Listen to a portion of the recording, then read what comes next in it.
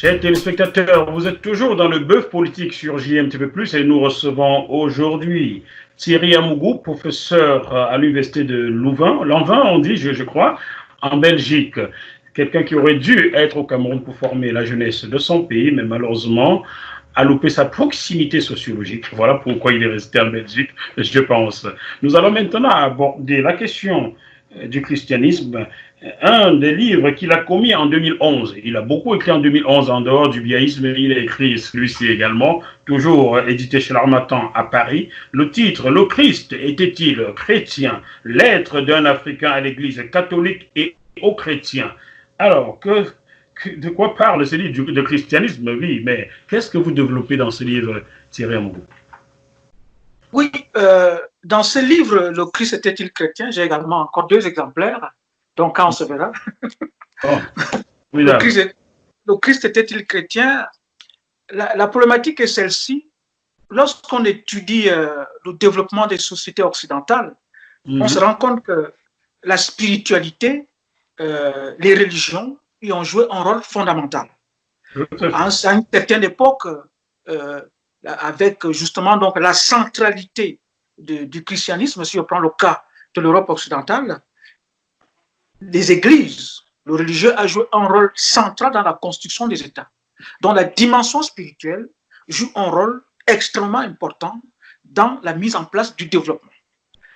Cette dimension spirituelle, il faut donc étudier ce qu'elle a entraîné lorsque justement ce christianisme rencontre l'Afrique pendant la période coloniale. On a eu grosso modo 4 situations, des situations de rejet total, il y a des gens qui ont rejeté, des situations de coupure, des gens qui vraiment ne voulaient pas de lien avec, des situations, disons, syncrétiques, c'est-à-dire, si on prend un peu le cas, ce qui s'est passé en RDC avec Kibangu, qui a voulu créer une sorte de christianisme tropicalisé. Une religion propre. Voilà, propre. Et tout ça a été réprimé durement par le système colonial. Et puis, il y avait une autre position qui était une position tout simplement de conversion. Vous voyez? Et c'est la position de conversion qui a finalement dominé les pays d'Afrique subsaharienne. Alors, le premier questionnement ici est de savoir qu'est-ce que cela nous apporte dans nos imaginaires, dans notre façon de penser le monde, avec donc cette modalité de conversion qui a été la plus dominante, parce que la plus imposée aussi par le prosélytisme religieux. Ça, c'est le premier questionnement. Le deuxième questionnement, c'est je suis un chrétien baptisé étant encore bébé. Je m'appelle d'ailleurs Joseph, donc je suis sûrement le mari de Marie. Le mari voilà. De Marie. Voilà, donc le deuxième questionnement est à ce niveau-là, c'est-à-dire en tant que chrétien, je m'intéresse donc beaucoup à l'histoire du christianisme. Là, il faut que les auditeurs fassent la différence entre la foi, qui est une affaire personnelle, une conviction intime à laquelle je ne m'attaque pas. Là, je parle de l'histoire du christianisme. Et lorsque vous étudiez l'histoire du christianisme, vous vous rendez compte que le christianisme est plutôt une création de Paul. C'est-à-dire que si aujourd'hui, on parle à Jésus de ce qu'est devenu le christianisme, il va dire, mais c'est quoi? Moi, je n'ai pas créé ce machin-là. Ah, mais Paul, c'est celui qu'on appelle en boulot sol. Exact, oui, exact. Sol, que le mal, c'est lui, là. Exact. Vous voyez que j'ai fait le choral, hein? Voilà, très bien. C'est une base extrêmement importante. Donc, ce christianisme, lorsqu'on le regarde dans l'histoire, on se rend compte, premièrement, on parlait de tribalisme tantôt, premièrement, c'est une religion tribale. À la mort du Christ, une religion tribale. À la mort du Christ, il y a un combat énorme entre la famille du Christ. Le Christ avait des frères. Et Paul. Parce que ça pas officiellement, la Bible ne mentionne pas les frères du Christ. Oui, la Bible dit bien à des endroits. Marie n'a fait que Jésus avec un certain Dieu et le pauvre Joseph subissait, quoi. Donc la problématique qui se pose à cette période-là, lorsqu'on suit l'histoire du christianisme, c'est que les Juifs veulent que ça reste une affaire tribale, que ça concerne la loi juive, que ça concerne la terre juive, que ça concerne tout simplement la nation juive. Voilà. Et c'est Paul qui dit à ces gens-là, non, vous n'avez rien compris. Le Christ a dit, quiconque croit en moi devient chrétien. Ce n'est plus une affaire uniquement tribale. Donc c'est lui qui ouvre l'affaire à tout le monde. Vous voyez?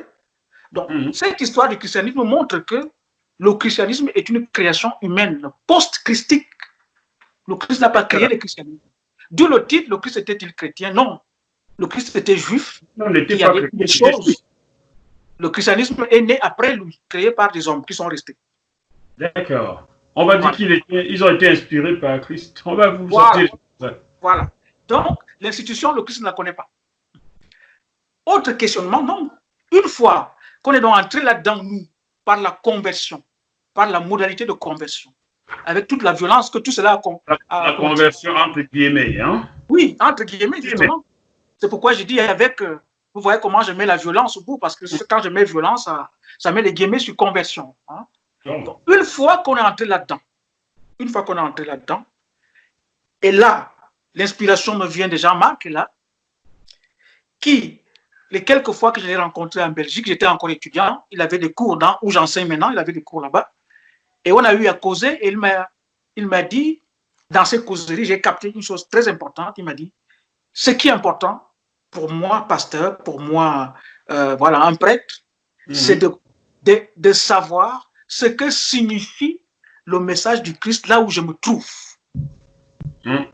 Que signifie le message du Christ là où je me trouve par rapport aux problèmes de mon environnement? Il faut savoir réinterpréter. Donc, la question qui se pose ici est celle de savoir, est-ce que des gens qui vivent en Afrique, dans un environnement de carence, dans un environnement de pauvreté, dans un environnement de dénuement, de pauvreté organisée par l'Occident qui leur a imposé le christianisme. Il faut bien le dire. Voilà. Est-ce qu'ils peuvent avoir un rapport à Dieu qui ne soit pas utilitaire pour résoudre ces problèmes-là? Vous voyez? Donc, dans un environnement où il n'y a pas de révolution politique, au stade où la démocratie reste encore un mirage, dans un environnement où il n'y a pas de révolution économique, nous sommes encore sous-développés économiquement, qu'est-ce qui occupe le vide? C'est la révolution spirituelle. Ça veut dire que les gens utilisent le christianisme pour résoudre leurs problèmes. C'est d'autant plus qu'il se crée un marché de Dieu. Il y a une demande, la demande de réussir aux examens, la demande de santé, la demande de sortir de l'infortune, la demande de trouver un mari. Et de l'autre côté, il y a une offre de solution. Jésus sauve et guérit. Jésus sauve et guérit. Ça fait donc qu'il y a développement d'un marché de Dieu et nous avons un rapport utilitaire à Dieu par rapport à nos conditions. C'est ça que je mets ici en évidence pour montrer que nous sommes en train de créer une nouvelle éthique du christianisme, une nouvelle éthique même protestante avec l'explosion du néo-protestantisme qui montre que voilà une nouvelle évolution que le Christ lui-même ne connaîtrait pas en fait. Nous sommes pourtant des chrétiens. Peut-on résumer en disant la christianisation de l'homme africain émane tout simplement de la pauvreté? Émane pas uniquement, aussi de la pauvreté. C'est-à-dire il y a de la pauvreté qui fait que notre rapport à Dieu devient un rapport utilitariste, mais il y a aussi le fait que ce christianisme, malgré la conversion qui a été une conversion brutale, n'a pas effacé notre imaginaire animiste. Dans notre christianisme, on trouve un sacré mélange entre cette croyance extraordinaire au miracle.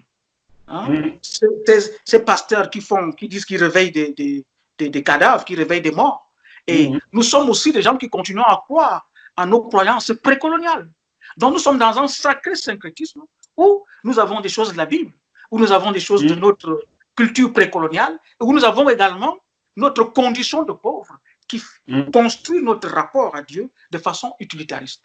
À telle enseigne qu'aujourd'hui, bien sûr, en Afrique, il y a encore des vocations, il y a des prêtres qui ont la vocation, mais nous devenons aussi prêtres beaucoup en Afrique aujourd'hui pour se sécuriser socio-économiquement. Un prêtre n'a pas besoin d'une voiture, un prêtre a une maison, un prêtre n'a pas faim, un prêtre a où se loger. Donc je vois beaucoup de jeunes prêtres qui sont là, pas par vocation, mais par sécurisation socio-économique et politique. C'est tout ça que j'analyse dans cet ouvrage pour montrer la poursuite du lucre, tout simplement. Pardon? Oui. La poursuite du lucre, tout simplement. Voilà, exactement. Voilà. J'en Et, connais ici en région parisienne des prêtres. Ils sont de plus en plus noirs car il y a manque de vocation en Occident chez les Blancs, appelons-le comme ça. Alors ils viennent d'Afrique, ils sont prêtres ici. Allez les déplacer pour une cérémonie mortuaire et vous verrez combien vous payerez. Je dis bien j'en connais car je vais couvrir ce genre de cérémonie. Le prêtre, à la fin, discute avec la famille le panier de la collecte. Discute. Alors qu'il a été payé, il a eu un cachet pour venir. Donc, c'est bon. donc, la dimension, la dimension que vous évoquez est extrêmement importante parce que si vous regardez en Afrique le développement de ce que j'appelle le néo-protestantisme, à savoir ces pasteurs qui mènent grand train, qui s'habillent de façon luxueuse, qui vivent un peu à un certain niveau, on voit bien la connivence entre le capitalisme et justement le protestantisme. D'ailleurs, vous verrez que de nombreuses églises néo-protestantes en Afrique sont des filiales des multinationales spirituelles américaines. Et vous verrez aussi qu'en Afrique aujourd'hui, alors que nos grands-parents, nos arrière-grands-parents pensaient que le latin c'était la langue de Dieu, aujourd'hui en Afrique, avec cette connivence avec le capitalisme, la langue de Dieu est devenue l'anglais. Tous les pasteurs font presque des messes en anglais et parfois on traduit en français. Donc, vous voyez bien le lien étroit entre l'accumulation capitaliste et cette nouvelle éthique protestante qui se développe dans nos pays africains. Pauvres Africains. Si vous aviez un conseil à de nos Africains, leur demanderiez-vous de retourner aux fondamentaux, de retourner aux sources et de sortir de ces religions-là imposées, bien sûr? Je crois que c'est une affaire assez personnelle. Assez personnelle, d'abord au niveau de la foi. C'est-à-dire le fait que ces religions nous aient été imposées n'exclut pas qu'un individu en lui-même puisse être séduit par le visage du Christ. C'est-à-dire être convaincu par ce message-là. C'est des cas qui existent, des cas de foi réelle. C'est-à-dire il a lu la Bible et il a trouvé que je suis convaincu par le message qu'on m'y offre. Ça, c'est personnel. A-t-il eu le choix? Je pense que c'est le seul livre qu'il pouvait facilement lire puisque ça, à l'église on le trouve. Connaissez-vous beaucoup de bibliothèques rien que dans votre pays, au Cameroun? Vous en avez? C'est où? Parfois, la Bible, on la lit à l'église. Oui. Pourquoi je le dis? Parce que je connais des compatriotes, des Africains, qui sont des hommes, entre guillemets, modernes, c'est-à-dire ouverts, mais qui restent extrêmement pieux, en fait. C'est-à-dire qu'ils sont vraiment croyants. C'est-à-dire, là, je me dis, c'est personnel, c'est libre. Il a lu beaucoup de choses, il sait comment ça s'est construit, mais il reste attaché à ça. Donc, ça, c'est une dimension vraiment personnelle qui concerne les individus. Mais au niveau global, au niveau sociétal, je crois qu'il serait quand même intéressant que nos États puissent avoir un regard un peu plus inquisiteur, entre guillemets, par rapport au néo-protestantisme, parce que parfois, il ajoute la pauvreté à la pauvreté. Lorsque les fidèles se font complètement plumer par des pasteurs, parce que les fidèles doivent cotiser, parfois pour des voyages, parfois pour des voitures, parfois pour construire un bâtiment, là, ça devient un problème d'escroquerie vraiment organisée. Il serait intéressant peut-être que nos États puissent un peu regarder de ce côté-là et réguler un peu plus. Mais j'ai l'impression que parfois aussi, c'est laissé libre pour justement distraire les populations pour qu'elles elles se noient là-dedans, tout simplement. Je m'étais attaqué à cela quand j'avais 18 ans. J'étais dans une église. Je suis membre fondateur de l'église protestante de Kondongo, à Itambafia. Oui. Je suis membre fondateur. On va bien poser. Et je m'étais attaqué à ce fléau de pasteurs riches qui vit au crochet de ses fidèles quand j'avais 18 ans. Et on a menacé de m'exclure de l'église. Je leur ai dit, allez-y, ça avait créé un tabac au sein du conseil des anciens. Un vrai tabac parce que le pasteur a un salaire mensuel.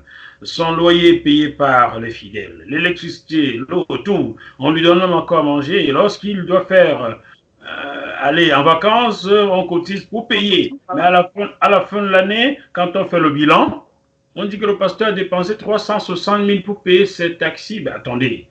Il fait quoi de son salaire puisque nous payons tout? Je peux vous garantir que ordre était donné au Conseil des Anciens pour qu'on ne me donne pas la parole lors des assemblées générales. Hein? Donc, comme je savais que je l'ai vu donner pas la parole, j'avais demandé à mon ami Luciano, 4 ans plus âgé que moi. Je lui avais refilé mes questions, il les a posées. Dès qu'il a... Oh, wow, ça c'est sûr que ce sont les idées de tel. On n'a jamais répondu à la question. Ben voilà, comme ça, j'ai commencé à comprendre le business de l'église et je lui ai dit, bon, ciao, Pantin. C'est exactement ça. Donc, alors, l'autre, il y a un autre livre toujours lié à la religion, un peu lié à la religion. Je vois ici la démocratie de combat en Afrique centrale. Oui. Christianisme, rente économique et démocratie font-ils bon ménage? Oui. Oui, cet ouvrage-là, vous remarquez un peu bien, c'est-à-dire en filigrane, il y a une réflexion sur la démocratie, une réflexion sur la capacité des peuples à se construire eux-mêmes. Donc, je continue cette réflexion dans cet ouvrage qui essaye de voir est-ce que dans des pays où vous avez le christianisme, où vous avez une économie de rente, quand je dis économie de rente, ça veut dire une économie qui produit de la richesse sans avoir besoin de démocratie. Sans avoir besoin de démocratie, oui. Voilà, ça veut dire si vous avez le pétrole est là. Que la démocratie soit là ou pas, il est là. Vous puisez, vous allez vendre. Voilà. Donc, on n'a pas besoin de ça.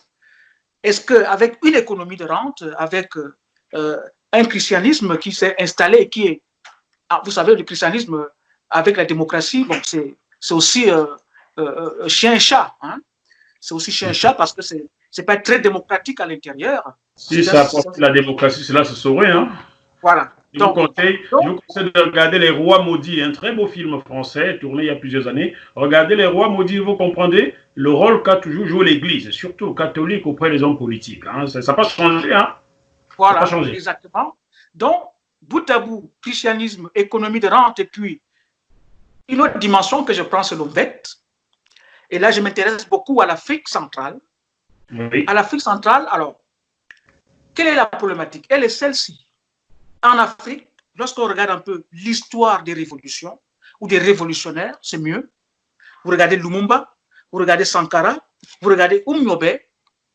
Ce que je tire ici, en lisant la Bible comme étant un livre d'histoire, en faisant cette hypothèse-là, c'est que le Christ, c'est quoi?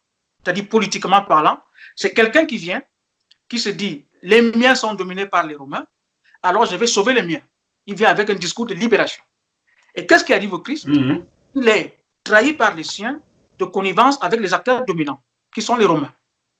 Et lorsque vous lisez la trajectoire de tous les révolutionnaires africains, ça a toujours été ça. Autrement dit quoi? Celui qui se dit en Afrique, je vais libérer les miens, trouve toujours malheur en chemin, parce que trahi par les siens de connivence avec l'extérieur, avec les dominants.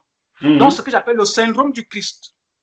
Donc, une des grandes problématiques aujourd'hui en Afrique, c'est de savoir que puisque ceux qui ont tenté ont subi le sort du Christ, historiquement et politiquement parlant, ben, personne ne tente plus. Pourquoi? Parce que comme ce sont des entrepreneurs politiques intelligents, la rationalité politique qui s'est installée consiste à dire il ne faut surtout pas faire ce qu'a fait Sankara. Il ne faut surtout pas faire ce qu'a fait Lumumba. Il ne faut surtout pas faire ce qu'a fait Umnyobe. Vous voyez? Donc c'est ça. De peur de subir le sort, c'est-à-dire d'être tout simplement donc éliminé politiquement ou physiquement. Éliminé physiquement par qui? Voilà. Par les siens de connivence avec les acteurs de la domination de l'extérieur. C'est ça. De l'Occident. Oui. De l'Occident. Oui. De l'extérieur, on pourrait croire que c'est le pays voisin. Faut dire non, c'est-à-dire les extérieurs, c'est-à-dire les acteurs qui nous ont dominés pendant la colonisation et qui ont toujours la même mise sur nos économies. C'est toujours, c'est-à-dire une alliance entre nos citoyens sur le plan interne et cet extérieur-là, c'est-à-dire les anciennes puissances coloniales, qui réussit à balayer toutes ces révolutions-là. Donc, c'est ce que j'appelle le syndrome du Christ. Comment donc réinventer en Afrique l'idée révolutionnaire, sachant que les acteurs politiques ont cette histoire-là lourde, cette histoire-là meurtrière, et désormais n'osent plus faire la révolution. Ça, c'est une des idées fondamentales de ce livre. La deuxième chose que je développe dans ce livre, c'est dans l'économie de rente. Une économie de rente, c'est une économie qui n'a pas besoin d'innovation, qui n'a pas besoin de démocratie, qui n'a pas besoin de justice sociale. Elle est basée sur le fait que vous avez un ensemble de facteurs de production qui produisent eux-mêmes la richesse. Voilà. Oui, et vous vendez tout simplement. Donc, on se rend d'ailleurs compte, c'est pourquoi on parle beaucoup concernant les pays africains de ce qu'on appelle la malédiction des matières premières. À savoir qu'une économie de rente non seulement entraîne la violence, parce qu'on veut se partager la rente, mais également bloque l'innovation démocratique, parce qu'elle n'en a pas besoin. Donc vous voyez que vous mettez côte à côte le syndrome du Christ, l'économie de rente, et dans le cas particulier de l'Afrique centrale, vous ajoutez l'OMVET. L'OMVET qui est donc... Expliquez ce que c'est. L'OMVET est propre au sud du Cameroun, au nord du Gabon et au nord du Congo, oui. Guinée équatoriale aussi, c'est qu'un pays. L'OMVET est vraiment... C'est une sorte de guitare traditionnelle. En termes techniques, on appelle ça une harpe sitar, qui se joue au Cameroun, au Gabon, en République centrafricaine, en Guinée équatoriale, et même à Sao Tomé. Et les joueurs d'OMVET sont des au Congo-Brazzaville, hein? Au Congo-Brazzaville. Ils sont des sortes de griots qui racontent l'épopée des peuples et camps qu'on retrouve dans tous ces pays-là. Vous voyez?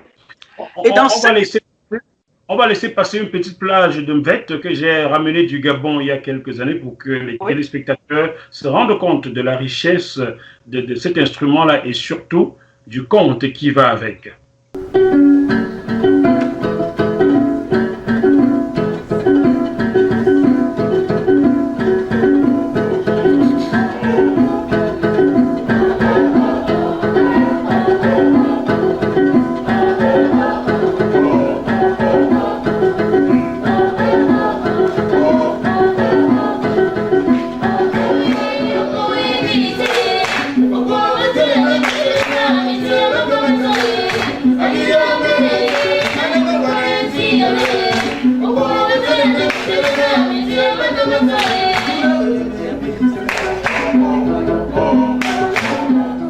Voilà, exactement. Vous avez donc écouté l'OMVET, voilà ce que c'est. Alors, qu'est-ce que l'OMVET vient faire dans tout ceci? Alors, qu'est-ce que l'OMVET vient faire? C'est donc une épopée qui est interminable.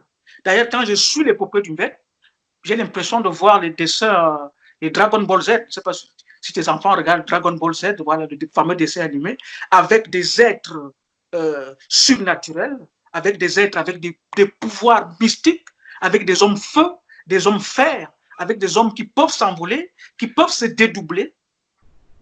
Donc, vous avez des hommes vraiment avec une puissance extraordinaire. Alors, qu'est-ce qu'il vient faire là? C'est que dans cette épopée, l'OMVET décrit un pouvoir qui est un pouvoir extraordinaire, celui qui le détient, qui est un pouvoir monstrueux et qui est un pouvoir qui écrase tout. Un homme de pouvoir pète la flamme, il écrase tout, il brûle les ennemis et il est le seul maître à bord. Vous voyez? Alors, c'est cet imaginaire d'OMVET. Quand je regarde que la dictature s'est ancrée, c'est complètement, comment je peux dire, c'est complètement sédimenté en Afrique centrale, je me pose la question de savoir quel peut être le lien entre cet imaginaire d'OMVET et justement donc les dictatures qui se sont tout simplement solidifiées en Afrique centrale. Donc vous voyez que je mets bout à bout le syndrome du Christ, les économies du rente et cet imaginaire. Et cet imaginaire-là. Justement la nature des pouvoirs auxquels nous faisons face. Donc c'est en fait ça la problématique de ce bouquin.